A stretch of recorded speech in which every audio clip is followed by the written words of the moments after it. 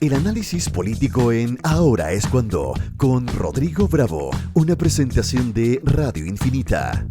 ¿Cómo está, Rodrigo? Muy bien, y ustedes muy buen día. Hola, buen día. Oiga, esta crónica ¿De que qué no, vamos a hablar? que no se termina de escribir nunca, tiene además como componente, no era muy difícil imaginar, no una crisis al interior del gabinete, pero lo que resultó más sorpresivo es que con bastante fuego amigo, ¿no?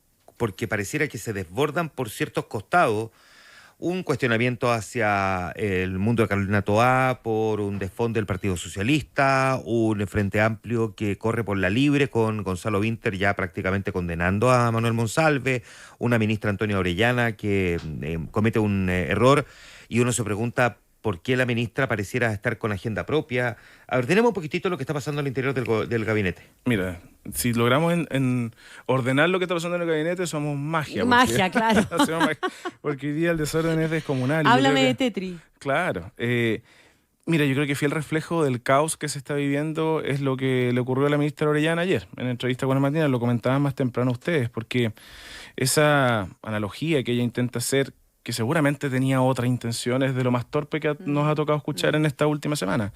Cuando ella dice, no estamos hablando de un portero de un servicio público, estamos hablando nada más ni nada menos que de la encargada de la seguridad del país. Y por supuesto que ante Un incidente lingüístico, como lo define Carlos Peña. un incidente que trae consecuencias, que ella trató de aclarar, que habló de que esto estaba cortado, que las declaraciones que se habían viralizado no eran las que no tenían el sentido de lo que ella había querido decir. Bueno, me imagino que el sentido era otro, porque si no la torpeza es brutal y ya no sería una torpeza, sería una... no sé ni cómo calificarlo. Pero esa frase detona el ambiente y el clima que se está viviendo en el Palacio de Gobierno. Antonia Orellana no es ni más ni menos que la interlocutora con el Frente Amplio, quizás una de las figuras con más proyección que tiene el Frente Amplio por el cargo que ha ocupado, por la aprobación que mantiene relativamente constante, y porque desde el Ministerio de la Mujer, por supuesto, que se defienden banderas que son bien transversales y masivas, y por eso que es tanto la lupa que se ha puesto sobre ella, y es evidente que ella ha intentado desmarcarse de los errores del gobierno, de alguna manera poniendo los plazos sobre la mesa, que a ella le habría gustado enterarse antes, que solo se entera el jueves, que le toca hacer una vocería sin información, que la defensa de las víctimas primero, hasta que comete este error. Y fíjate que reporteando en el gobierno hay molestia por esta agenda propia que ha tenido en los últimos días. Hay molestia porque no es parte de lo que uno podría decir se está organizado como bajada comunicacional, que no la hay. No, claro. Y además no está cuidando en nada al presidente, que es un deber fundamental de un ministro. Con esta idea de que ella hubiera hecho las cosas de otra manera. No, claro, porque ella no tiene el rol para hacerlo, no es su función. Y además cometiendo errores, porque en la entrevista con CNN cuestionó el viaje en el avión, por ejemplo. También. Cosa que había estado muy despejada por Luis Cordero el fin de semana. Que le guste o no, o nos guste o no, en ese momento Manuel Monsalve seguía siendo subsecretario y por eso ocupó el video institucional de Carabineros. Bueno, ante el ruido de Antonia Orellana, creo que ayer fue más fuerte la presión de un cambio de gabinete y empezaron a explotar todas las esquilas que tiene este caso desde lo político.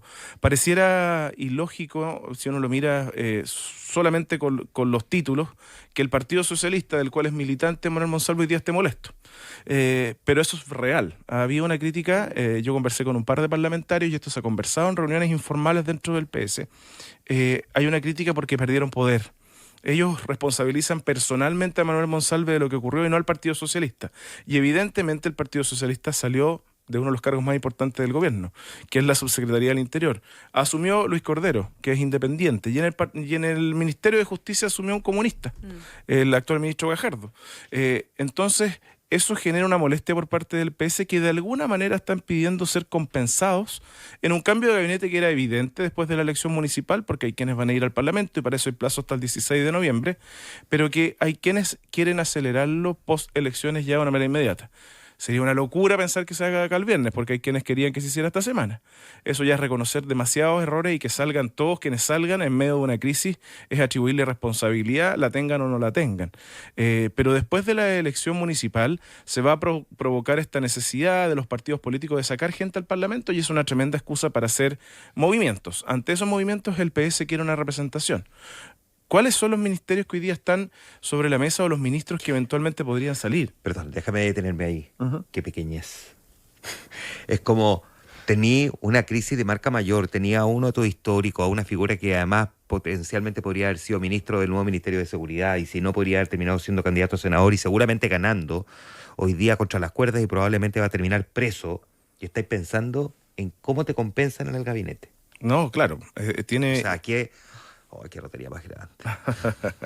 Qué querido. Imagínate cómo está el PPD, que el PPD no tiene nada y podría perderlo todo. Sí, porque que además tiene a Carolina Toá contra las cuerdas. Es su única figura en el gabinete, la más importante, por supuesto, que de alguna manera después de esta tremenda crisis ha bajado o ha perdido la fuerza para poder ser la potencial candidata presidencial del sector. Hasta un minuto se pensaba de manera transversal. Hoy día creo que lo que mencionabas tú de Gonzalo Vinter y del Frente Amplio marca una distancia también en el camino que van a tomar después. Pero dentro de toda esta ecuación, que tiene sentido que los partidos estén pensando en eso, que es en potenciar su elenco parlamentario para el próximo año, el PC tomó harta fuerza, porque de alguna manera neteó, subió un cupo, poco hemos podido hablar de eso. 4 comunistas ministros en el gabinete. Claro, está, digamos un poco sobre-representado. En comparación con, ¿no? Ya era histórico que hubiesen 3, ahora tienen 4, con la llegada de Jaime Gajardo. Entonces, Perdona. Y un Lautaro Carmona, que digamos las cosas, ha sido bastante diplomático, a pesar de que la radio de Nuevo Mundo no lo fue tanto en los últimos días, porque él básicamente ha sido lapidario con Manuel Monsalve, pero no olvidemos que de alguna manera él se cobra una cierta venganza aquí. No olvidemos que Manuel Monsalve se había considerado un enemigo del Partido Comunista después de sacar a Juan Andrés Lago de la asesoría de la Subsecretaría del Interior, que ha pasado medio colada la reacción de Lautaro Carmona. Porque no se ha preocupado de recordar eso. No, él no lo ha dicho porque no era necesario que lo dijera, pero en la radio Nuevo Mundo, o sea, y se hizo de verdad un par de chalas con Manuel Monsalve. Sí. Y la verdad es que ha pasado colado porque en el cháfaco informativo ha sido tanto lo que hemos tenido que analizar que probablemente las declaraciones de Lautaro Carmona no las miramos con detenimiento, pero ayer me puse a revisar y efectivamente ha sido categórico, quizás el más duro con Manuel Monsalve, o sea, que se tiene que ir preso.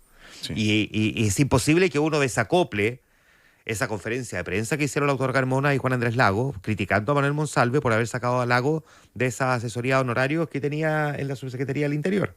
Sin duda, fue Manuel Monsalve que puso la frase que la política no se hacía con barras cuando llegó el Partido Comunista a acompañar a Daniel Jadwe al inicio de su proceso judicial, que lo tiene hoy día con arresto domiciliario. Entonces, claro, el PC está, ¿quién lo diría? Después de todo lo que ha ocurrido durante este gobierno y en particular este año, en una muy buena posición, porque creo que ya no hay dudas que Nicolás Cataldo va a ser candidato al Parlamento. Lo dijo acá hace algunos días, dejó sumamente abierta la puerta.